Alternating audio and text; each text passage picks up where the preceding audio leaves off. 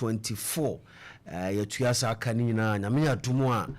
na wochwe ba besimu contractor no beba site na wofiti ye adwumadi na se Suame Interchange abeda ne bia yaka ho asema na nansen ya na adwumayefo mo ho a block kwan no bra contractor wo kwosesa ne mfidie nyina edifiri ho ma adwumayefo no ehu se bane na adwen se obeye interchange nto mo sase se mo sisisi kwan no no na minister regional minister Dr. Frank Amwakwena na okon Facebook page a wode to ho na road minister so aka ho asem dada nyame aduma next week na wochwe ba besimi oba site na yabehwe se Suame Interchange no fiti ase na aboa na yawie se enan o semiense o semienu animonu ya se the road minister ma yehu ye no yahwe aboa ama traffic ni mfuturo ne niema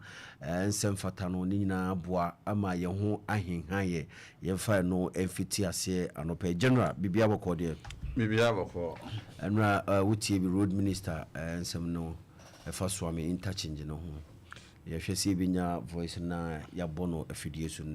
na nsemo kan nyina fa Suame Interchange se contractor no yetua 2024 kai da ban de no yetua na me aduma na otwe ba besimu no oba site na ofiti dwumadi na nsema minti o aban ye ntoaso dwumadi kyerese so bi aban no ye ba akopɛ Ghana aban ne ba akopɛ eni so ye wo se ye MPP na NDC no ye fa na Ghana aban eti di obi di ade no ofa ka ene ajapade e wo akonya ne ho na we akra free one ma Ghana baby aka no asese aban yedwumadi bia ho na ya aban ne ya nti omo ya akra ade na no makoje loan ne de abidira so se ya fa international contractor ne de loan na ma no because ya na most of the international loans no ya na conditionalities ni bi ni se obefa country kono loan every one omo contractor na se scanner se kwan bi so no oji scanner na sound am o man na bi enti omo gina so ya adwuma no eno bi no de ye George Bush Highway free ye motorway na no ho no saa befa Achimota ekofa La Paz saa kwa tenten ni eno bi no de ye eno abi so no mo de ye Suame Interchange eno abi no de ye Achimota new overhead no omo de aye project bi omo de bi aye obi chebilanti interchange omo de bi aye Akwanje Interchange ni nyina no eya no de international loan na dru Kumasi so a ohe asafo de ohe Sufuland de na hwe tisi ye ka ho asem Suame de na abaye no se eno no de omo koya omo de internally generated funds mi wa internally generated funds no eya na constitution ni wo baabi a ye hu hwe ni bi ni se ye wo a certain percentage of say district assembly common fund mu ye wo a certain percentage of say health ne wo certain percentage of say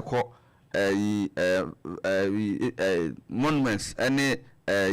salaries ni wages and a certain percentage of say other aspects of the economy no eti kakra bi okura na baabi wo ha ya nhede nsu skeli ya na ya transfer the free akọ ha enti ya na ni sika aka say ye disburse internal generated funds which is taxes in import ni sa na na name mo nya sa scan mu no royalties ni taxes ni sa na mo je na mo nya sa generated funds no as bia wo ade wo say ye nti eya na mpempi no sika ka kra bi na kachi bi okra e bi nka achiri e bia na wo say de fund say e bia wo say de sika bi ko e bia get fund na ya said as mo go kakra de hakura e bia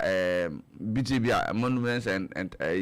payments and wages and salaries bo na be wages and salaries no na bia na ya small kakra na hakura e bia health and access security mu say me ya na ete enti sika bia nsa nka achiri be true say ye kwan ne other major projects or any other place apart from Accra no must that target side to internal generated funds and the other ya pan say aban said I said medina say bro ba be free to me mu nti no say ade na say no okwa foforo no dwen say no to aso a de okọ no na beji ho no nyam say me na me share ase nti e ba sa aban ne nko ho no mo jan sa eno na ha ama itimi se kwan ase na ekọ 20 years ntimi wie eno abi na ama free Accra ABC Kumasi no kwan no me started for kwan no so 1989 o ma ye kwan ne saa ma ye nwie da because edru saa ne ma no de a enye Accra ankasa kuru ni munti no ye de ma internally generated funds but na Martina West Legon 95 to 2018 pothole ba hɔ pa akyɛ kora 3 days na abe fix pothole no street light bia dem bibia da hɔ kama ba nipa yɛ Wesley konkora na no so but bo sɛ nkuro akɛse no na yi no aban hyɛ kwan asa no agya hɔ bi wa na gata na bi okra na kwan no hɔ dada na bi dwiri kwan na firi hɔ sɛ ba ba kwan na yansa anya kwan na afi adane futuro na nipa tin futuro ni atete mu da bia ye do ma sɛ o masa aba ho bɛn sɛ road minister no pɛ ɔyɛ sɛ asɛ yɛ mo na ba so ana yɛ nkan fo no sɛ ɔyɛ adwuma a wɔsɛ ɔyɛ wadwuma de gya na de aso awo ntu ba ya no beto sika wafa na ade adwuma saa na beto ka so a ɛno so ka aban na ho bi na akwan ti sɛ Suame Interchange no ɛna komo yɛ sɛ ebi a dedikan no yedikan yɛ interchange ne bi ɛwɔ a friends Busakuru junction no kane yiwia ne aba de ɛwɔ macro no yiwia ne aba Anumanya Kwantana some post office ho ansa ne bi yiwia aba Suame Kwantana kasa which is Suame runabout no fine ana yeni kanye Suame runabout de no yiwia ne akɔha but omo de omo nya ne sa o omo se dwumadie be se nan enum ase nti wo bɛhwɛ a omo yɛ interchange mako 4 ɛna wo sa akwan na so yɛ obaako Suame runabout ɛna obaako Suame post office na obaako makru ansa na obaako Anumanya Kwanta ayɛ Busakuru Kwanta honom no na wa say interchange for ase at the same time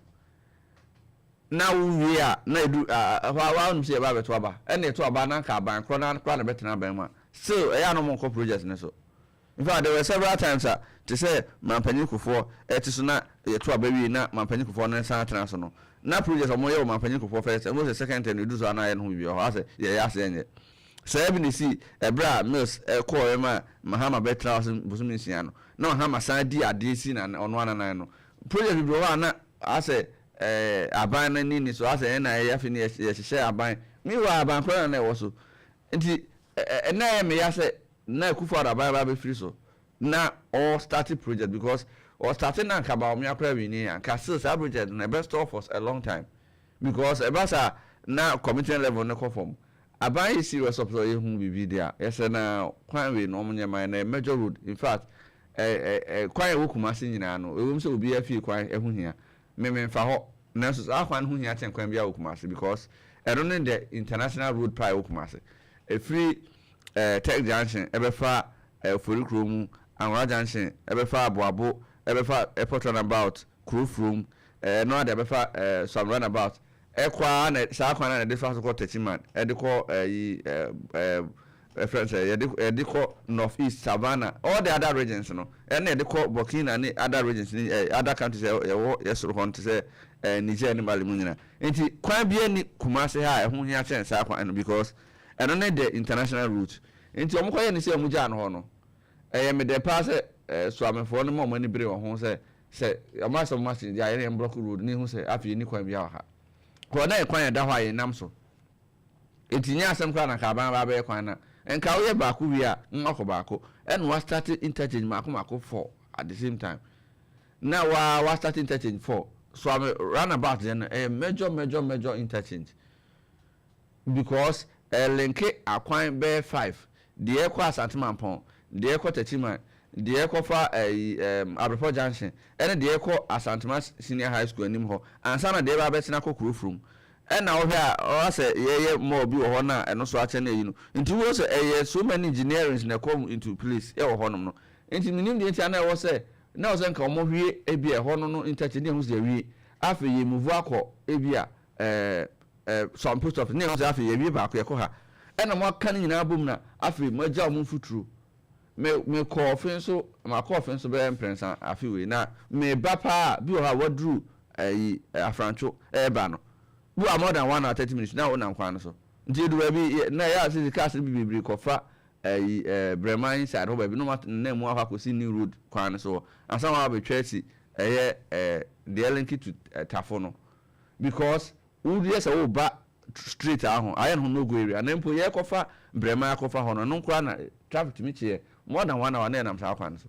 After do be na my brain am the titi care na me amenante the call because me do Force Junction anoma New Road one baby Force Junction na me see na amenante na me the call for aka tafo because of sa kwan a onu aban nim se wontimi wi no ase enan ase aden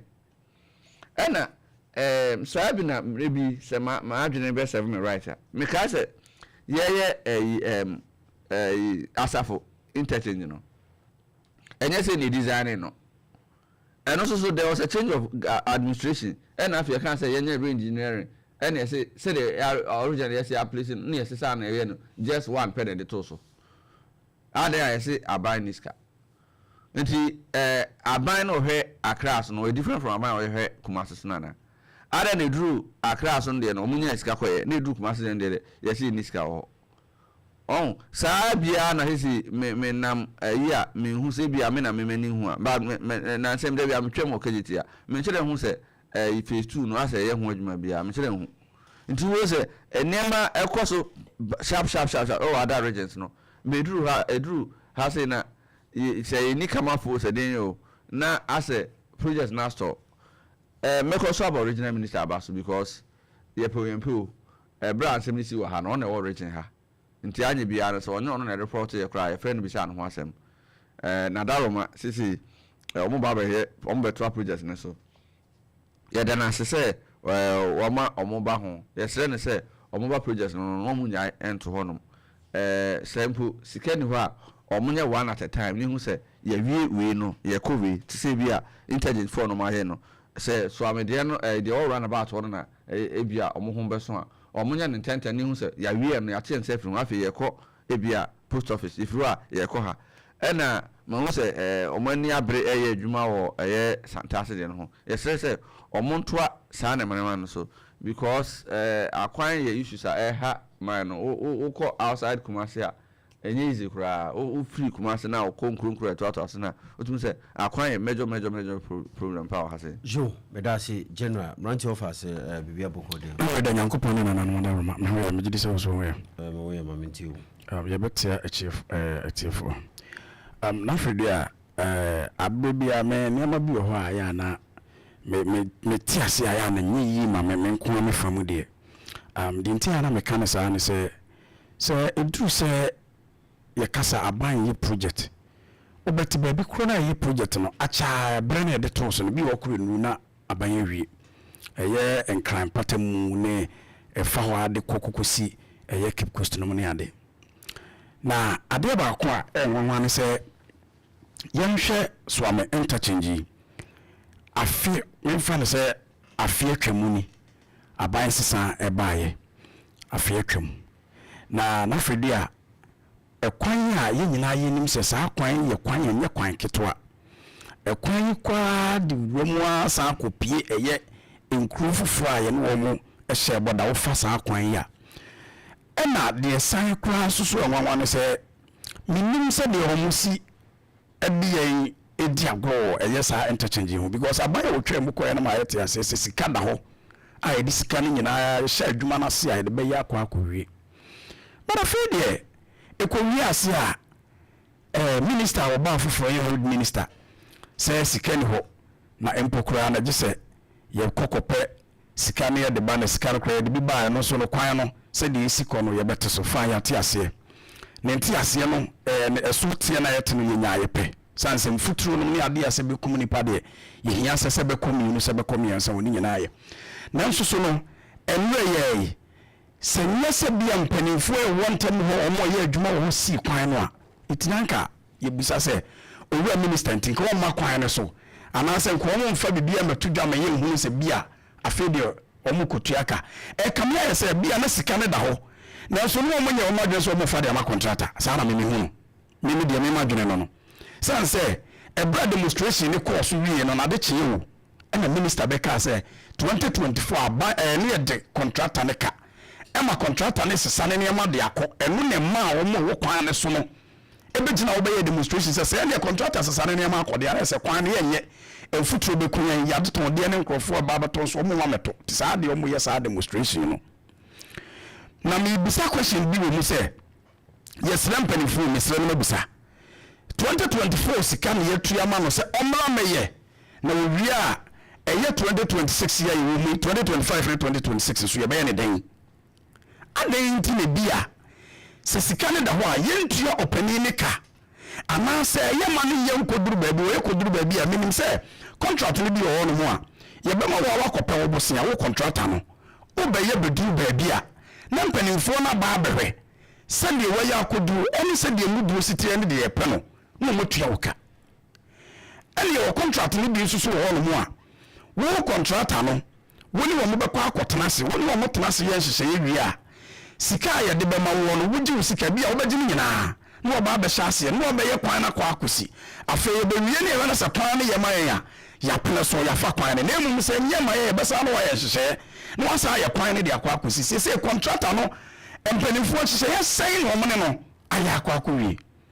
asa akwa akoye se obi a wo gye busia bia ye adwuma ogye busia no ne ye de bitu so ma no wo tua wi a ansa ne ya sa ma ne busia ne biem ene wo sa akwa akotua wen ye nipa ba akwa adwuma ye ezo mo ne dia eto mo na ye timo no asanteman kwa no ne titiri ne Kumasi kupon no enti na ye de afa ho e kamia ye se abai bia ba project bia obebo so se wo ye no emfie dodo wo de share se wo ye project na koduru no onyanwie abentia aso me pese me bisa se omayi mu so ye wo eye empisa hodo nyina bi e wo mu ekoko wie sen etie ne empisa no dodo no ya omoje e de amaye ohu eno na ukoka na fe ya mabeka o masema kire ye empidi ye wanya kwan olobe sele se ho ye hwe Suame Interchange hwe ade we ye jesi we ade be mfa so dia pa ena na se sika ni ho se ye de be ya e wo se ye bebo amana fom se ye ba be interchange oho na akoye se ene na aban e ba ye no ye tua kale bi aban eti se no ye tua 2024 de contractor no ye 2024 de ni wia so 2025 so ka e da ho as a 2025 no so no e bia no ye nyanka ho asem sanse ene ye 2026 it is a 2024 na ye tua ne ka oja ni so koduru ba bia obeja no ba premise ka no a eno so abese 2025 ansa na yakọ 2026 enti da ban no mo be wie sa akwan we no mo de amaye oman na yetimo no akoye sese bia krachefo na to oman ni no de bia omo dwene se asa agro bi no mo ni yedine so na ya abro oman na yetimo no yakwan he abai bia ya wose ma yakwan de bia so yesa so kwan de bia ena ma genere ka no se na fodi ayenya ya na ebia weekends no na ade yenya akwanya se bia yekware adwuma obabi no na fodi a wo tu kwan a asantema mo ya rehusem arehu na so ade bia besi wo eze baby aban na tra e obi asa enka pumpunimanto mo no ye hye afi na de beto so a afi ne krobi wo kro nkoduru ya yawi ebrebe na ye se pokose interchanges ebrebe na ediwi ye George Bush ebrebe na ediwi ye sa akwaje no ne ade no ebra mo hye ebrebe na ediwi ye eti ye na santeman no kro pon nko ade bentia okoka ene ayasa bia sem kro na me pese meboso edwa baby aye maame no ye papa no edidwa eno so so awete sam enti ya no sabi bibisa se ni sikani ni wa ele na mo de monse akoka adwuma no ayeden sanse minim se so obi ye adwuma na adwuma no wo be ye no sabi ye fie no obesi a wonya ni sika ebetumi ya lay foundation apagya dynasty wo ko wie se wona na yere ne mabetena mu a eya na dodo na wo mu nkonkusi Opemsuo be nya ni sika ni nyina be wi ansa ene watoa so na kamia ye se aban asika nyina no sabi ehye wonza entidi entina na kobasa adidada Suame Interchange ye hu se bia efom ba bi mpokura ya se ebia de sapete kura guo gakra se cars ne twem ho kono ho ne de ya ma mu etika ne twem ho kono ne bridges na aka no enu mu ne bia ye pe kwa bi so afa hye be prince ne Suame Interchange se me boa etiefo mo fa ho munim se si aso mo munim so be de momra Facebook na mo mehwe eya no husem ye be sere ye mpanimfo no se ene ma bi ho no mo ya o mo nhwe ni yi eya o mo nhwe ni yi se ye be kwa ko salai kwa toaba na ye hia mfaso se die ntimi ye kwato aba de ye nyina ntimi nkonkore bia ministers ne MPs ye nyina ntimi nkodi president na mo ye mani po ba to ne so na de ye hia entoto ye mrem ne ye nyama ye a ekowiase a na ye binum de ye ne so ye nko ade ye de na ye nye be pem se de Kumasi yehunu interchange ya jene say ya interchange ne kama paama aso ani yate yense free ho adentia so ho hwe so folai be pem se ne so folai ka ni bi fa so kura wonam so a wote sekeka adentia etie mesere se ko wie se bi aban wode won sa ba so bibi mu se wo ba ba ya se wo sika no a wo pesa wo de ye no enuru pa ya nkaka me nko me de ya ene kama aban ne fa na san ko kakra e kama da no ho na mu munyanya sika na wo de be ye ni wie dia na ko wotu na mo no akwa akoye ni nyina nkomre nyina gina policy a o man ye ni wo mo eti so man no panifo antama se na mra kunni ne bo man no ban no ya san ya hwa hye ni ya fa ma amanyofo a abrebia de be ho ne be hu sanso obi baba abaye oye ni eduru ba bia no na gya ho no wokọ de ono soso ba ye no wosebe ye oye amaboka na bia kwai kwa ya guso yi da wa bia ka sabe hu ni hia se ba ye bibia no ni asa kotutu wo se ya sa akoye wa branka sa sika kro na adiko ye sa akwan no odi ba tro de aban fofo no eye ye na aban na wotwem no eye ya enkebeboa eye akoye sa abrebia ye nunu ye ho ne ye sere ne nunu ye ho ne ye sere Suame Interchange be pinse ne sabe yemfa sapete kuranto ba bia na contractor pake ne niama na wokọ na wo yaba na obekasa na abesere adenti omanya ba bia ye duri ye she contractor sisi ye ya ye nyinko wie ala india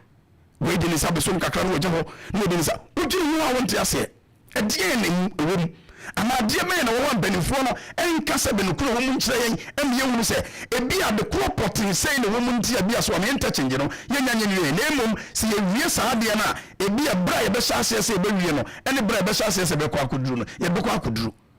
wa bra kwapem se agise contractor ene ne kwada wo ne wo ye adwuma nyina ha na mo afiri ho na demonstration abansa na ebia minister abeka jeso afede yakotua 2024 de inti afede contractor no ebe sesa ne niam wo san de akosite etina me bisa questions wo sesa ne niam na de ko na wo ye 2024 ni wi a ene 2025 so ne 26 ye be ne den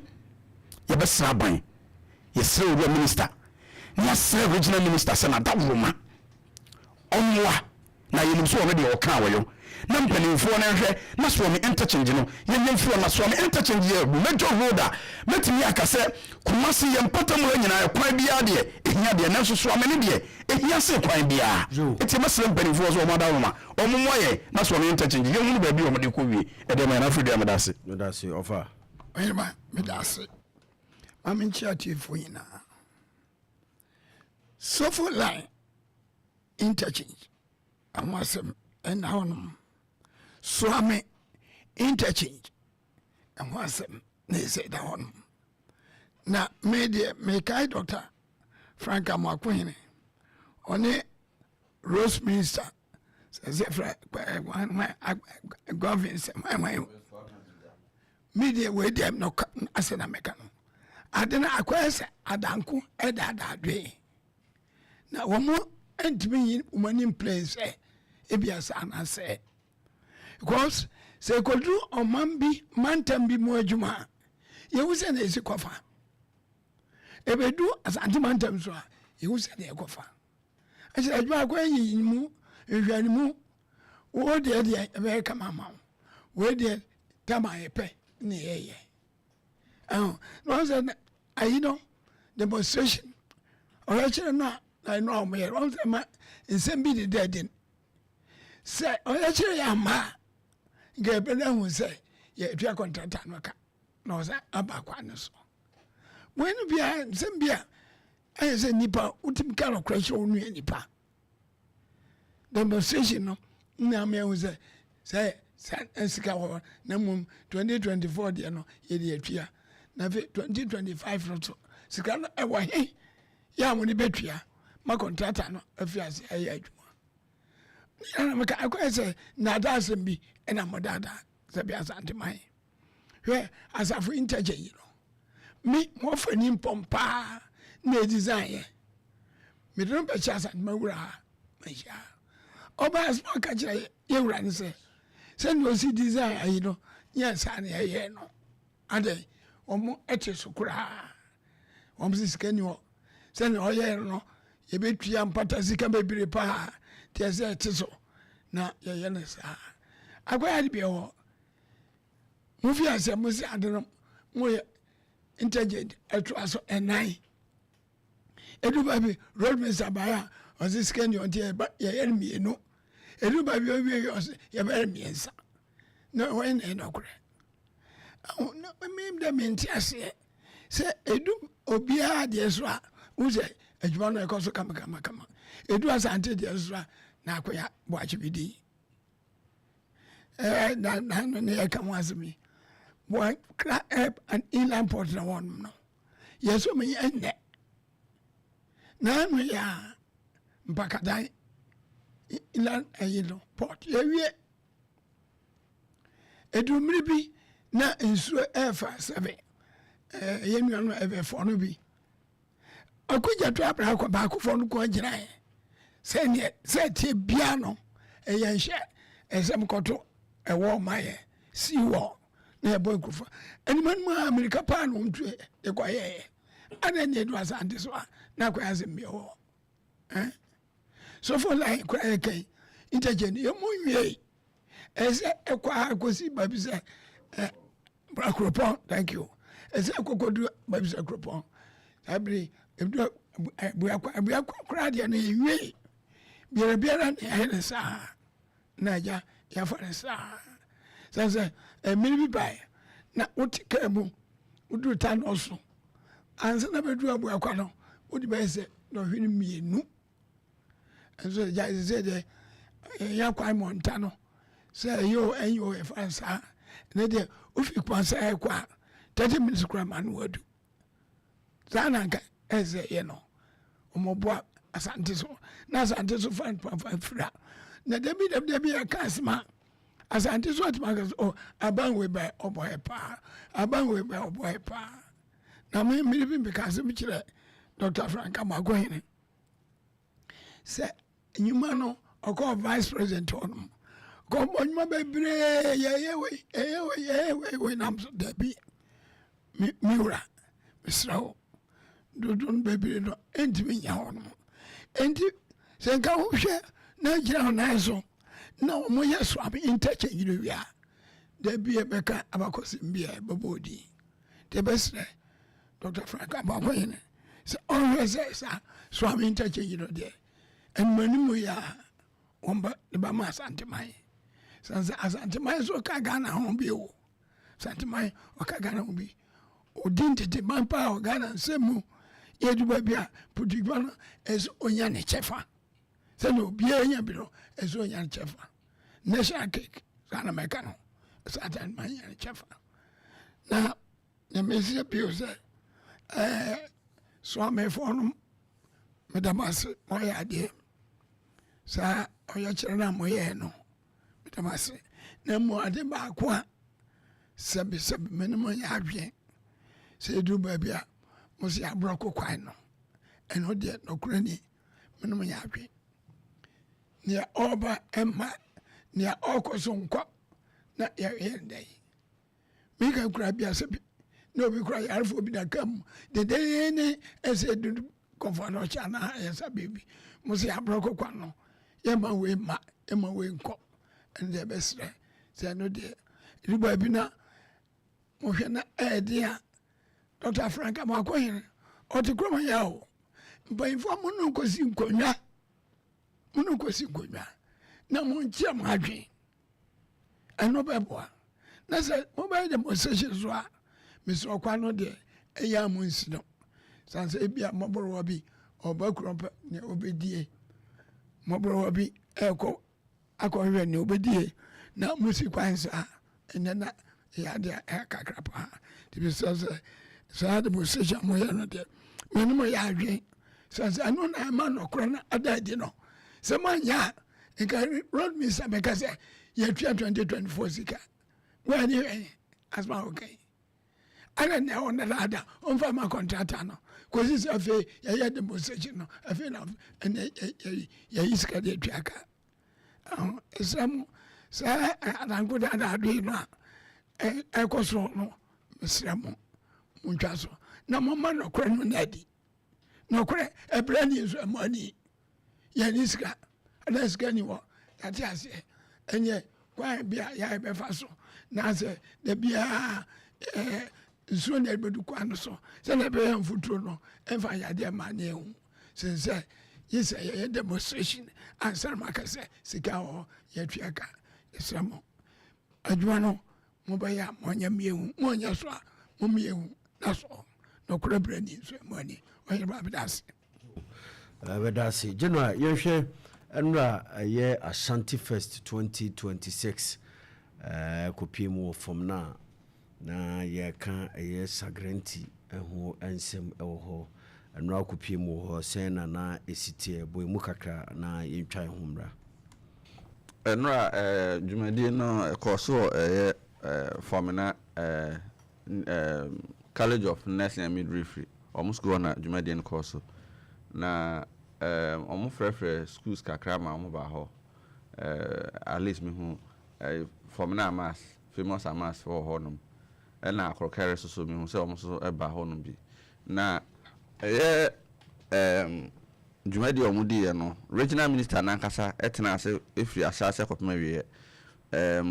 Kumasi Metropolitan Chief Executive Zuba no ho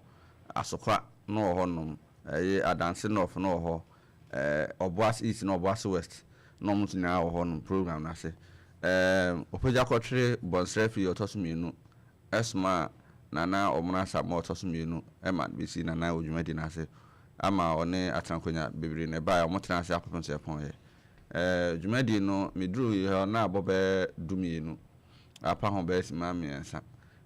sabre na ye RC school ewo mantem ho no mo nana sa omo sakete na fonton from ne adoa nyina no mo sabi ho no eno achi no na omo che dwumadi na so bi bo mpae na nanom so yi apae ewo ho no na regional DC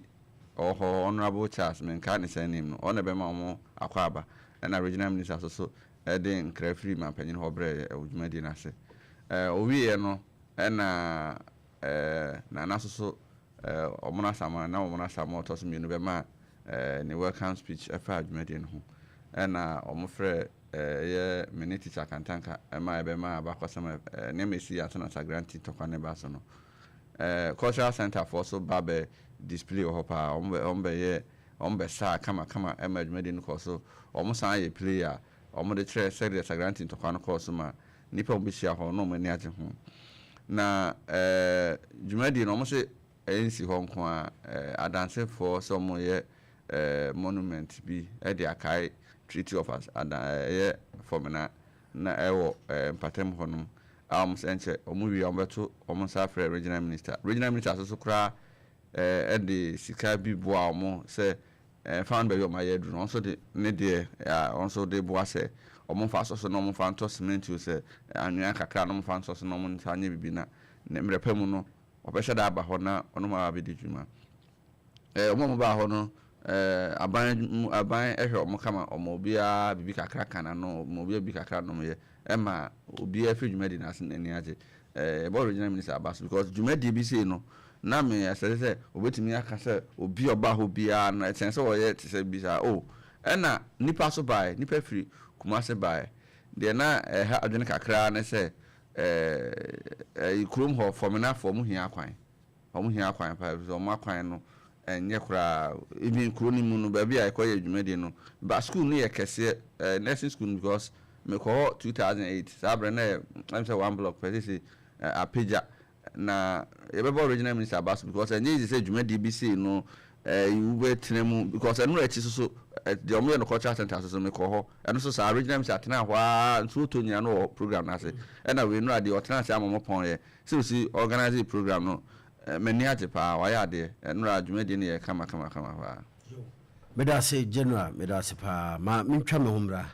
medame ho abamba